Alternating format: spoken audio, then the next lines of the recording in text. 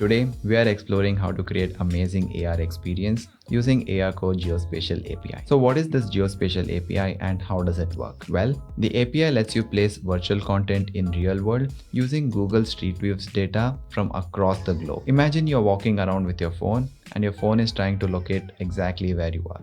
It does this with the help of GPS and your phone's camera. Next, it compares what your phone sees, like buildings and landmarks, to a massive map created by Google's Virtual Positioning System, also called as VPS. Once it recognizes where you are, it knows your location down to centimeters. Now for the cool part, the API combines the local coordinates, the exact spot that you're in right now, to the world coordinates, the exact spot on the world map. This means you can place virtual objects like signs, characters, or even games at a particular spot in real world, and everyone else who visits this spot will be able to see the exact same AR content. Now if you're wondering what VPS is, think of the Google Street View. All those images that you have seen on Google Maps. Google has been collecting this data for over 15 years. Then, this data is fed through an AI model that determines feature points of these images on buildings and landmarks that stay pretty much same over the time. Now let's talk about placing anchors with the Geospatial API. Now if you're wondering what an anchor is, it's like a virtual pin that you place in the real world to show AR content. This pin stays at the same spot, so whenever someone points their camera at it, they'll be able to see the AR content that you have attached to this anchor. Now how does this anchor work along with the Geospatial API? Other AR Core APIs like the Cloud Anchor API also uses image map to figure out where your device is. But those models are local. They are made to map specific places like a room or a small area. The Geospatial API on the other hand is global. It lets you place anchors anywhere around the world using latitude, longitude and altitude. And can you guess the best part? You don't have to map out the entire area. Alright, now that you know the concept, let's implement this in Unity. Let's start by creating a new project. Here I'm using the editor version 2022.3.40 F1 LTS and I'm using the 3D Core render pipeline. Give your project a name and click on Create Project. Once you have your project open, you can set it up by going inside File, Build Settings, select the Android platform and switch the platform. Once that's done, you can go inside Player Settings, change the default company name, scroll down. From the other settings, make sure to uncheck Auto Graphics API, select Vulkan and remove it. Next, uncheck Multi-Threaded Rendering, scroll down and make sure to override the default package name. Set the minimum API level to 24. Set the scripting backend to IL2CPP and make sure to check ARM64. And that's about it. Next, let's import all the required packages. And for that, you can navigate inside Windows, Package Manager. From the Packages drop-down, select Unity Registry.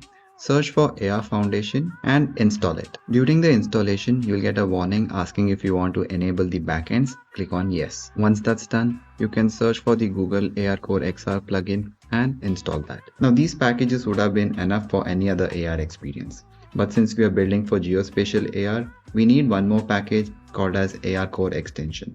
Now this depends on the version of AR Foundation that you're using.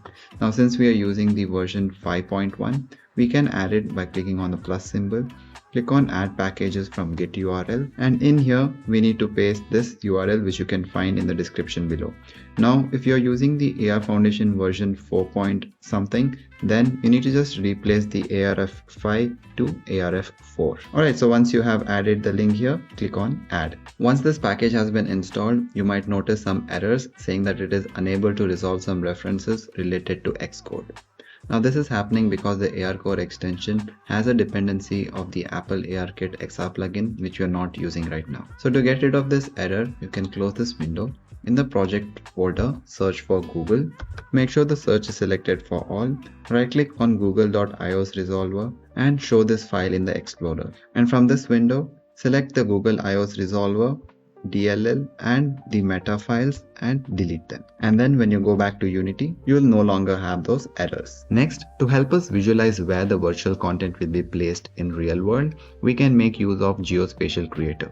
This is already a part of the AR Core extension package that we just downloaded, but it has a dependency on a third-party Unity package called CGM. This package will be used to render the Google Map tiles.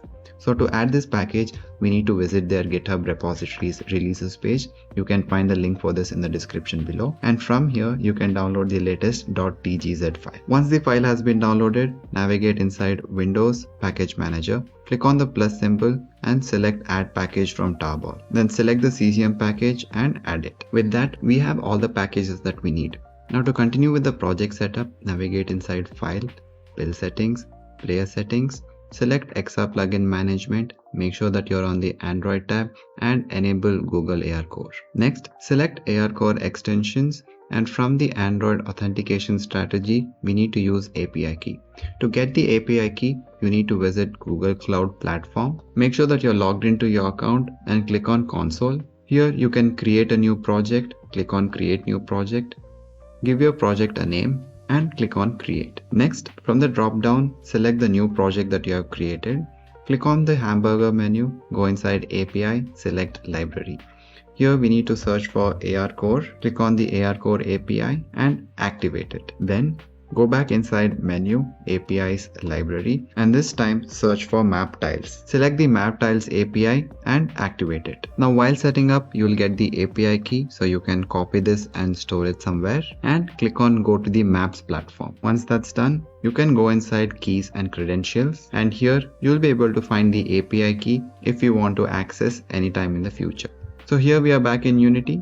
Paste the copied API key over here. Enable Geospatial and also enable Geospatial Creator. This will give you a pop-up saying that your project is ready. Click on Finish. Alright, so with that we have finally set up our project. Now let's see how to set up our scene. Select the main camera and delete it.